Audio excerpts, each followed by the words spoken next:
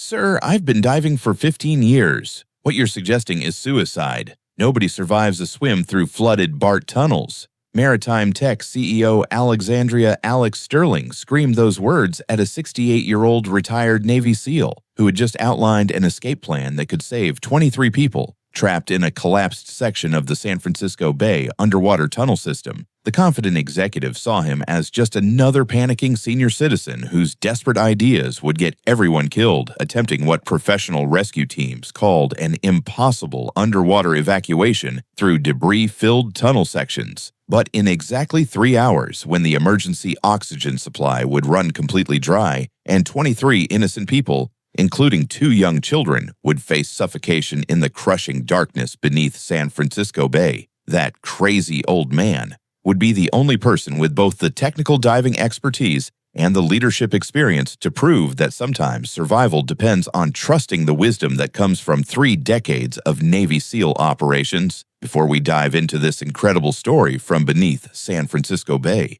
where 68-year-old Frank "Tank" Morrison faced the choice between waiting for rescue and leading a dangerous underwater evacuation through collapsed BART tunnels, tell us in the comments. Have you ever been in a situation where an expert's advice conflicted with someone else's experience? And who did you trust? And if you believe that real leadership sometimes means making the hard decisions when lives hang in the balance, hit that subscribe button because this story will show you the moment when a retired Master Chief's courage proved stronger than corporate arrogance, and the price one Navy SEAL veteran paid for refusing to abandon fellow Americans in their darkest hour. The morning commute on October 15, 2010, started like any other for Frank Morrison. The 68-year-old retired Navy SEAL Master Chief had taken the BART train from his Sacramento area home into San Francisco for a doctor's appointment, a routine checkup that his daughter Sarah had insisted on after his recent underwater rescue adventures had made local news. Sitting quietly in the underwater tunnel section that connected Oakland to San Francisco, Frank gazed out at the darkness beyond the train windows, thinking about Margaret. 3 years had passed since he'd lost his wife to cancer, but the grief still hit him at unexpected moments. The gentle rocking of the train through the tunnel reminded him of their honeymoon cruise in 1974, when they'd stood on the deck watching dolphins race alongside their ship. The train carried its usual mix of morning commuters, business professionals heading to downtown offices, students with backpacks heading to UC Berkeley, families visiting the city, and tourists excited to explore San Francisco. In the seats around Frank sat Marcus Wheeler, a 52-year-old construction foreman traveling with his wife Linda and their 2 children, 12-year-old Katie and 8-year-old Sam. The family was headed to Fisherman's Wharf for a long-awaited vacation day. 3 rows ahead, Alexandria Alex Sterling, CEO of Neptune Maritime Technologies, spoke rapidly into her Bluetooth headset, negotiating a multi-million-dollar contract for underwater communication systems. At 45, she commanded respect in the maritime industry and held recreational diving certifications that she'd earned during luxury vacations in the Caribbean and Mediterranean. Her diving experience, while limited to clear tropical waters with professional guides, had given her confidence in underwater situations. Also on the train were Nina Santos, a 38-year-old elementary school teacher heading to a conference in San Francisco, and Ben Hayes, a 22-year-old engineering student who worked part-time for Alex's company and idolized his successful boss. At 8:47 a.m., the unthinkable happened. A 4.2 magnitude earthquake centered just beneath the bay sent violent tremors through the underwater tunnel system. The train jolted to an immediate stop as emergency brakes engaged automatically. Lights flickered, then went out completely, plunging the tunnel into absolute darkness. In the emergency lighting that kicked in seconds later, passengers saw a horrifying sight: water beginning to seep through cracks in the tunnel walls where the earthquake had damaged the structural integrity. The train's PA system crackled to life with the conductor's voice, strained but professional. Ladies and gentlemen, we've experienced seismic activity. Please remain calm while we assess the situation. But Frank Morrison's trained eyes saw what others missed. The water wasn't just seeping, it was increasing.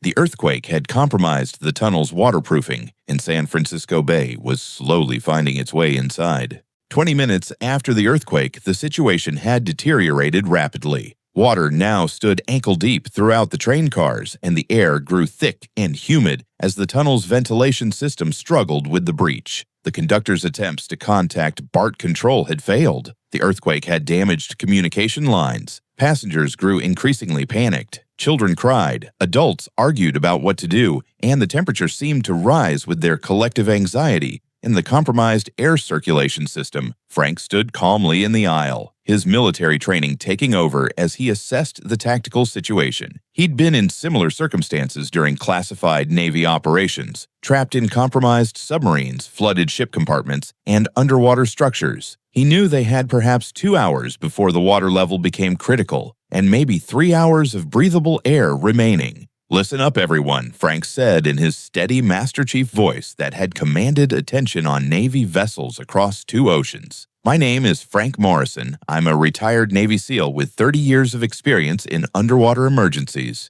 We need to work together if we're going to get out of here safely." Alexandria Sterling immediately stood up, her business suit still immaculate despite the circumstances. "Excuse me," she said sharply, "but I'm Alexandria Sterling, CEO of Neptune Maritime Technologies. I hold advanced diving certifications and I understand underwater emergencies better than anyone here. We need to stay put and wait for professional rescue teams." Frank nodded respectfully.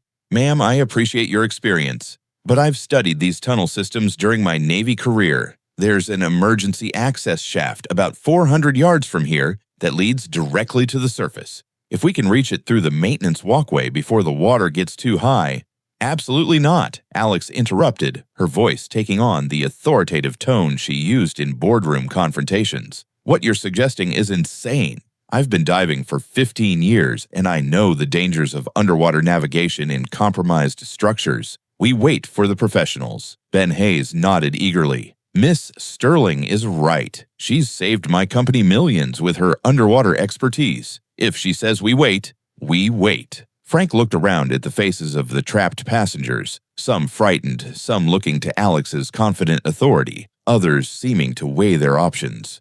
The Wheeler family huddled together, their children's eyes wide with fear. "I respect that, ma'am," Frank said quietly. "But in my experience, when you're in a compromised underwater structure, time is your enemy. Every minute we wait, this situation gets worse." Alex's face flushed with anger. "Sir, I don't know what kind of Navy experience you think you have, but modern underwater rescue requires sophisticated equipment and professional training. What you're suggesting, attempting to navigate flooded tunnels, that's how people die. We have emergency protocols for a reason." Marcus Wheeler spoke up, his construction experience evident in his practical voice. "What exactly are you proposing, Frank?" Frank pointed toward the front of the train. "There's a maintenance door about 50 feet ahead. Behind it is a walkway that runs parallel to the train tunnel. It leads to an emergency shaft that goes straight up to street level. The walkway should be above water level, but even if it's partially flooded, it's our best chance." "And if you're wrong," Alex demanded, "if that walkway is completely flooded, if the emergency shaft is blocked, you'll have led these people to their deaths based on some outdated Navy manual you half remember." The tension in the train car was palpable. Frank could see the group dividing, some passengers looking to Alex's confident certainty, others seeming drawn to his calm competence. Linda Wheeler clutched her husband's arm. "I don't know which option is right, but we have 2 children. We can't take unnecessary risks." "Ma'am," Frank said gently, "I understand your concern. I have a daughter and granddaughter myself. But sometimes the biggest risk is doing nothing." Alex stepped forward, her corporate authority on full display. "People, listen to me. I run a company that specializes in underwater emergencies. I've been in situations like this during my diving career. The professional protocol is to conserve air, stay calm, and wait for rescue teams with proper equipment. This man," she gestured dismissively at Frank, "wants to lead you into flooded tunnels based on some military theory." Several passengers nodded, convinced by her confident expertise and professional credentials. Frank felt the familiar weight of command decision, the moment when a leader must choose between safe consensus and dangerous action. He'd faced it in combat, in rescue operations, in moments when other people's lives depended on his judgment. "I won't force anyone," he said simply, "but I'm going to try for that emergency shaft. Anyone who wants to come with me is welcome." The group divided exactly as Frank had feared. Alex Sterling's confident authority and professional credentials convinced about half the passengers to stay with her. Ben Hayes remained loyal to his boss, as did several business commuters who were impressed by her company credentials and diving experience. But the Wheeler family, after a hushed conversation, decided to trust Frank's military experience. "We're construction people," Marcus said quietly. "We know that sometimes you have to take action before a bad situation becomes impossible." Nina Santos also chose to follow Frank, along with 3 other passengers who seemed drawn to his calm competence under pressure. As Frank prepared to lead his group toward the maintenance door, Alex called out sharply, "This is a mistake, people."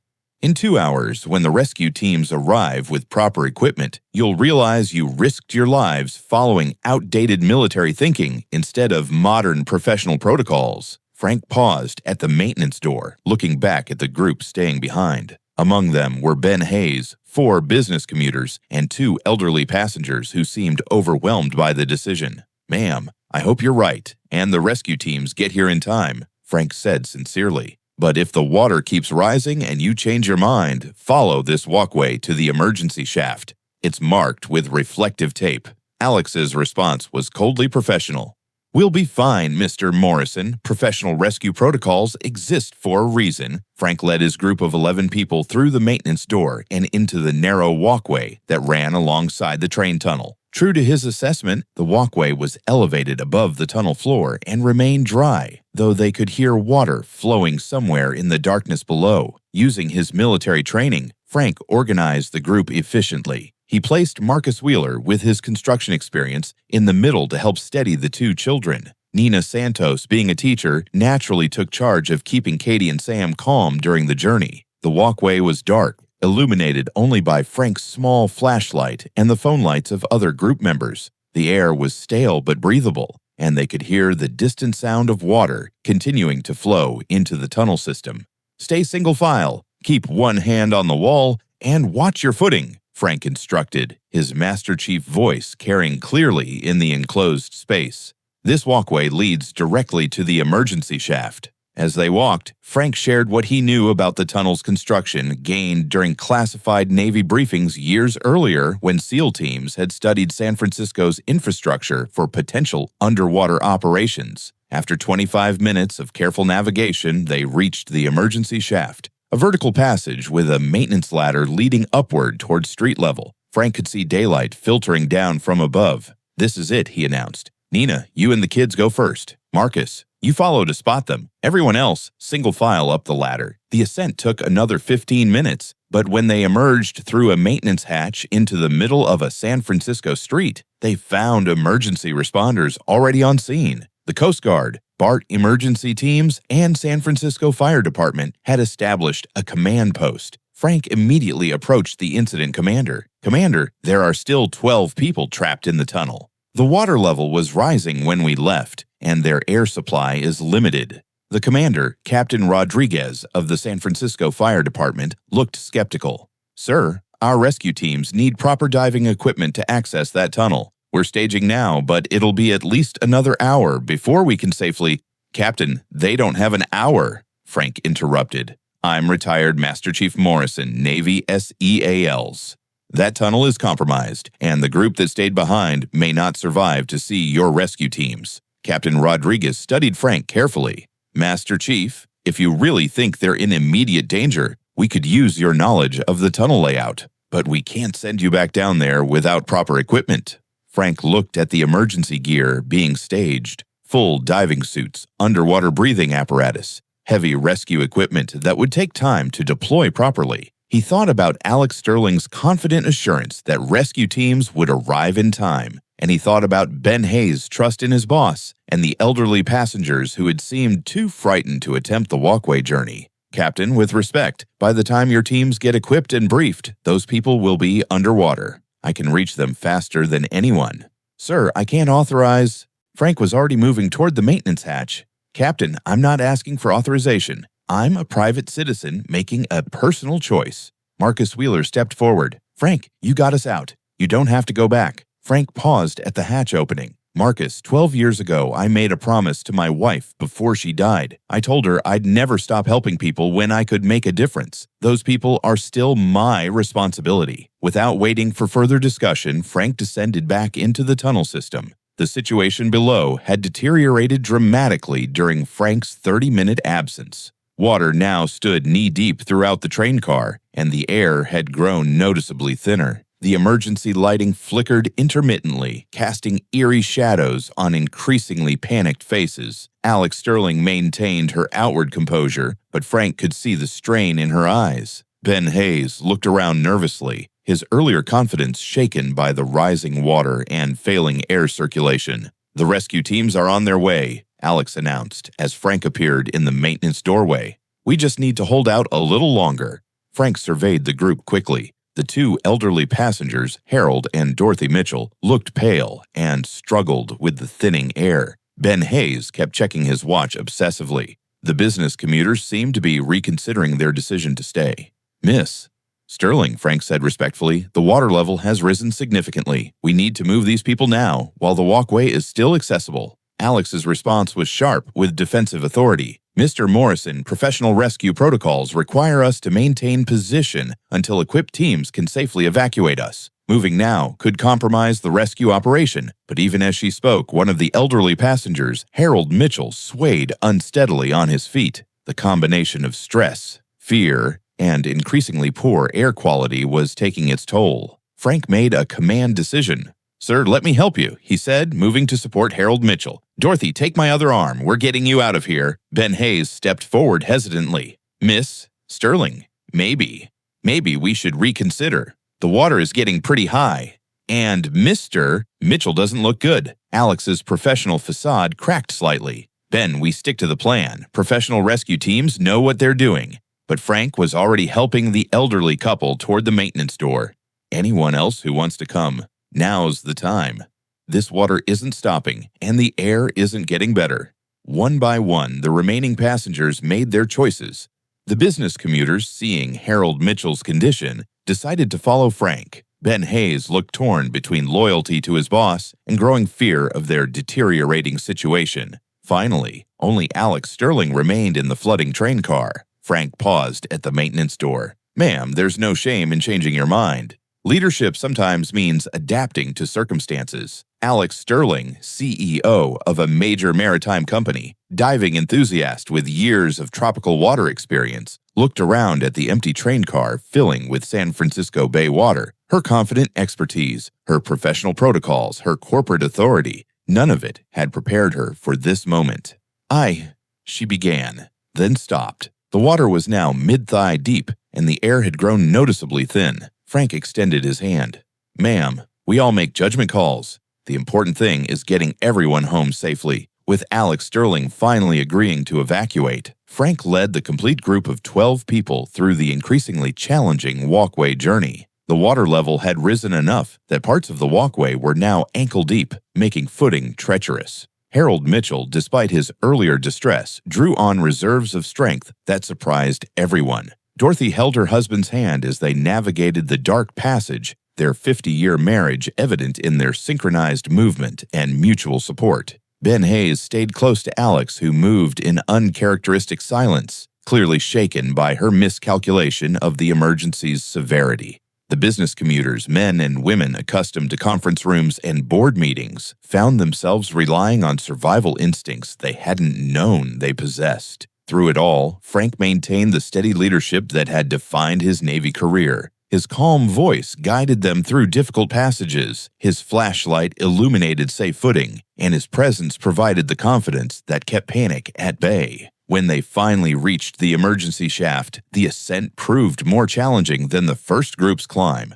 Harold and Dorothy Mitchell needed assistance with the ladder, and Alex Sterling's business heels made climbing treacherous until she removed them entirely. But 35 minutes after Frank had descended back into the tunnel, all 12 remaining passengers emerged into the San Francisco daylight, where emergency responders and the previously rescued passengers waited anxiously. Captain Rodriguez approached Frank as the final passenger cleared the maintenance hatch. "Master Chief, I've been in emergency response for 20 years, and I've never seen civilian leadership like that. You saved 23 lives today. Marcus Wheeler stepped forward with his family. Frank, I don't know how to thank you. You didn't just save our lives. You risked your own to go back for people who didn't even trust your judgment initially. Alex Sterling approached Frank last, her usual corporate confidence replaced by genuine humility. Mr. Morrison, I owe you an apology. My diving experience in controlled conditions didn't prepare me for a real emergency like this. I let my professional ego override common sense, and I nearly got people killed because of it. Frank's response was characteristic of his military bearing. Ma'am, we all brought different experience to a difficult situation. The important thing is everyone got home safely. But Alex continued, her voice carrying the weight of genuine recognition. No, sir. Leadership isn't about having credentials or authority. It's about making the right decisions when lives are on the line. You demonstrated real leadership today, while I demonstrated arrogance. Thank you for coming back for us. Ben Hayes nodded emphatically. Mr. Morrison, I work in the maritime industry, and I thought I understood underwater emergencies because I work for an expert. Today, I learned there's a difference between academic knowledge and real-world experience. The Wheeler children, Katie and Sam, approached Frank shyly. Mr. Frank, 12-year-old Katie said quietly, my dad says you're a hero.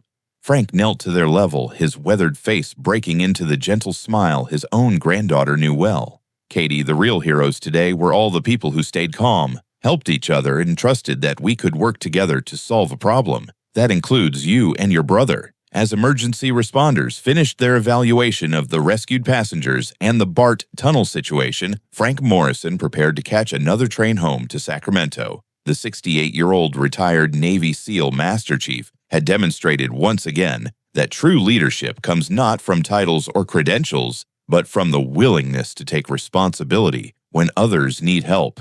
Nina Santos approached him as he prepared to leave. Frank, I teach elementary school, and I spend a lot of time talking to kids about what makes someone heroic. Today, you showed all of us what real courage looks like. Frank's response reflected the humility that had characterized his entire military career. Nina, courage isn't the absence of fear. It's doing what needs to be done despite the fear. Today, everyone in that tunnel showed courage by trusting each other and working together. But Alex Sterling had the final word, speaking with the professional insight she had nearly let become dangerous arrogance. Mr. Morrison, in the maritime industry, we have a saying, the sea doesn't care about your credentials. Today I learned that emergency situations don't care about your professional authority. They only care about your competence, your judgment, and your willingness to act when action is needed. Thank you for reminding me what real expertise looks like. As Frank Morrison boarded the next BART train for his journey home, he carried with him the satisfaction that comes from a mission accomplished and lives saved. The underwater tunnel emergency of October 15, 2010, would be remembered as the day a 68-year-old grandfather proved that sometimes the greatest leadership comes from those who combine experience with humility and who never stop putting the safety of others above their own comfort. In his pocket, Frank carried a small photo of his late wife Margaret, taken during their 1974 honeymoon cruise. As the train pulled away from the San Francisco station, he whispered quietly to her memory, "Another promise kept, sweetheart. Another day when I made a difference." The tunnel that had nearly become a trap had instead become a testament to the truth that real heroism isn't found in corporate boardrooms or professional credentials, but in the quiet competence of those who serve others without counting the cost.